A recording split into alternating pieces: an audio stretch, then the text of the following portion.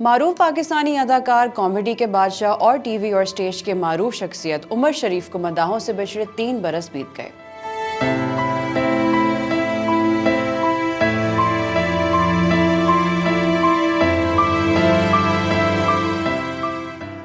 Stage ड्रामों के बादशाह मज़ाहिया अदाकार उमर शरीफ 2 अक्टूबर को आर्ज़े कल्ब में मुब्तला होने के बायस 67 बरस की उम्र में जर्मनी में दौरान इलाज इंतकाल कर गए थे। बेमिसाल अदाकारी और जुदागाना अंदाज से कई दिहाइयों तक लोगों को हंसाने वाले मोहम्मद उमर शरीफ ने 19 अप्रैल 1955 को कराची के इलाके लियाकताबाद में जन्म लिया। स्टेज ड्रामों के बेताज बादशाह ने 1980 में पहली बार ऑडियो कैसेट के जरिए ड्रामे रिलीज किए, जिन्होंने पाकिस्तान के साथ साथ पड़ोसी मुल्क भारत में भी कामयाबी के झंडे गाड़े। पाकिस्तान के साथ साथ उमर शरीफ हिंदुस्तान में भी काफी मकबूल हैं। उन्होंने तकरीबन 5 दिहाइयों तक शोबिस में काम किया है और दर्जनों ड्रामों, स्टेज, थिएटर्स और लाइव प्रोग्राम्स में परफॉर्म किया। बकरा किस्तों पे और बुढ़ा घर पे है जैसे लाजवाब स्टेज ड्रामों को उमर शरीफ के मदा आज भी देखते और लुत्फ उठाते हैं। उमर शरीफ के मकबूल स्टेज ड्रामों में दुल्हन मैं लेकर जाऊंगा, सलाम कराची, अंदाज अपना अपना, मेरी भी तो ईद करा दे, नई अम्मी पुराना अब्बा, ये है नया तमाशा, ये है नया जमाना,